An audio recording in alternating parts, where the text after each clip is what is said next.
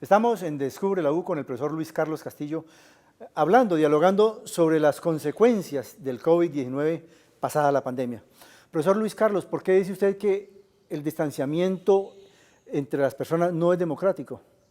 Digo que ni el distanciamiento físico y social, yo creo que es más correcto decir distanciamiento físico, no tanto social, y la cuarentena no es ni son igualitarios, porque el distanciamiento y la cuarentena se vive de manera desigual en el seno de la sociedad.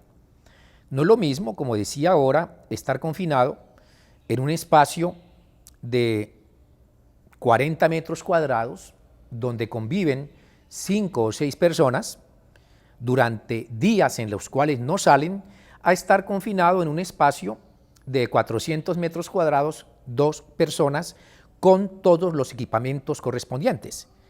Por lo tanto, el confinamiento no es igualitario y se está diciendo en los medios que la gente rompe el distanciamiento y la gente rompe el confinamiento porque hay indisciplina social, que somos indisciplinados socialmente. Yo digo, esa respuesta de la indisciplina es una respuesta simple a un problema muy complejo. Tendremos que preguntarnos por qué la gente rompe el distanciamiento. Y la gente rompe el distanciamiento y la gente rompe la cuarentena por múltiples causas. Por ejemplo, el profesor Hausmann, este economista de la Universidad de Harvard, nos decía los pasados días en un artículo que se le publicó que si una persona entiende que si sale de su casa tiene una probabilidad de morir por el contagio, o si una persona que sale de la casa tiene una probabilidad al romper el distanciamiento social de morir del 10%, pero si él sabe que en su casa se muere de hambre y que la probabilidad de morir de hambre dentro de la casa es del 90%, la persona tendrá que salir fuera de la casa y romperá el confinamiento y romperá, por supuesto, el distanciamiento.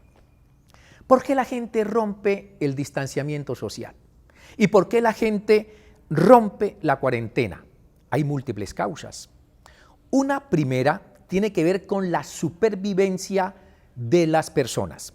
Nosotros estamos en una sociedad en la cual el 55% de la fuerza de trabajo en Colombia vinculada al mercado de trabajo es informal. Y somos una sociedad en la cual el 32% de la población está en condición de pobreza. Por lo tanto, la gente tiene que salir a ganarse la vida. La gente tiene que salir a buscar la subsistencia. Y allí vuelve y juega el distanciamiento no es igualitario. ¿Por qué? Porque estos sectores sociales tienen que exponerse a un mayor nivel de riesgo. Por ejemplo, los rapitenderos. Los rapitenderos se han multiplicado llevando los domicilios para que las poblaciones no vayan a los supermercados, pero esos rapitenderos se exponen fundamentalmente al contagio, pero tienen que hacerlo, tienen un mayor riesgo y esos rapitenderos tendrán incluso que romper a veces el distanciamiento porque tienen que supervivir. Lo mismo acontece con toda esta fuerza de trabajo, que es una fuerza de trabajo informal, que tiene que ir a los semáforos a pedir para poder supervivir. Por lo tanto, allí hay rompimiento del distanciamiento social o físico y rompimiento de la cuarentena porque la gente está intentando supervivir. Pero hay también otras causas del rompimiento del distanciamiento y el rompimiento de la cuarentena. ¿Como cuáles causas también nos permiten explicar esta situación? Mira, están corriendo realmente demasiada información en las redes que uno llama, son las falsas noticias de lo que está aconteciendo con el coronavirus. Por ejemplo, se dice entre sectores de la población que el coronavirus y la pandemia no es más que una invención que ha hecho el Estado para dominar a la población y que es falso que el coronavirus esté matando, como se está diciendo, por los medios y por lo tanto frente a esas ideas la gente no cree y la gente reacciona rompiendo, por supuesto, el confinamiento. Y la gente reacciona rompiendo la distancia porque no se cree de que efectivamente lo que está aconteciendo con la pandemia y con la expansión de la infección está matando a la población. Pero decía Freud que la gente no creía en su propia muerte y la gente cree que si se infecta no va a morir. ¿Eso también cuenta allí en ese tipo de rompimiento, el distanciamiento social? Sí, cuenta mucho, sobre todo cuenta en el nivel de la percepción que se tenga del riesgo de morir. Lo cierto es que, como ahora lo podemos conversar un poco más, las relaciones sociales comienzan a estar muy impactadas por una relación de miedo. Miedo al otro, miedo a morir, miedo a que el otro te contagie. Aquí mismo lo estamos viviendo, un poco de temor de que yo me quite el tapabocas, porque si me quito el tapabocas es posible que el camarógrafo me pueda infectar. Por lo tanto, estamos atravesados por relaciones de miedo y es un resultado exactamente de la pandemia. Pero también el sentimiento del riesgo de morir por la infección es un sentimiento diferencial en la sociedad. Por ejemplo, los jóvenes saben que ellos, desde el punto de vista de las tasas de mortalidad, tienen una baja probabilidad de morir si son infectados. Acaba de resultar un estudio en Europa donde dice que los niños no transmiten el virus. Acaba de salir un estudio que dice exactamente eso.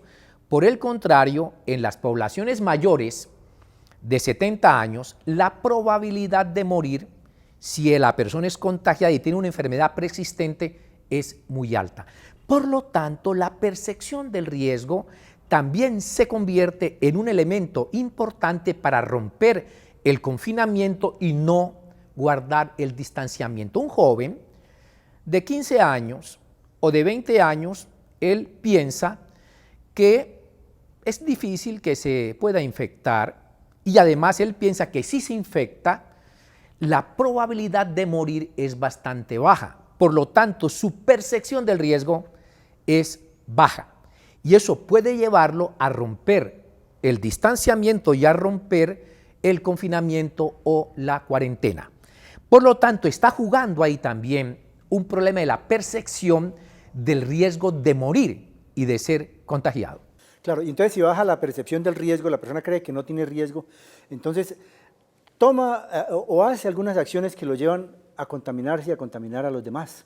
Esto no puede cambiar la geopolítica y hacer que las relaciones entre las personas y el Estado sean diferentes, que el Estado se vuelva un poco más autoritario, que tome medidas de confinamiento, de cuarentena mucho más fuertes, que vigile mejor a los asociados al Estado. Sí, lo cierto es que las relaciones sociales y la interacción social, donde regularmente nosotros históricamente hemos tenido relaciones e interacción social más cara a cara, face to face, como se dice en inglés, esas relaciones están profundamente impactadas y están muy impactadas por el nivel del miedo, el miedo al otro, el miedo a la persona que te habla, el miedo a la persona que llega a la casa y que te toca en la puerta, el miedo a interactuar con el compañero del trabajo.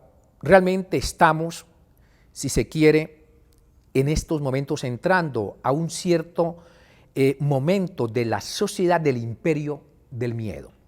Pero ese imperio del miedo a morir, el imperio del miedo a la muerte, también tiene una connotación de orden político y los estados y los gobiernos pueden emplear exactamente el imperio del miedo y este temor a morir por el contagio para poner en práctica políticas autoritarias.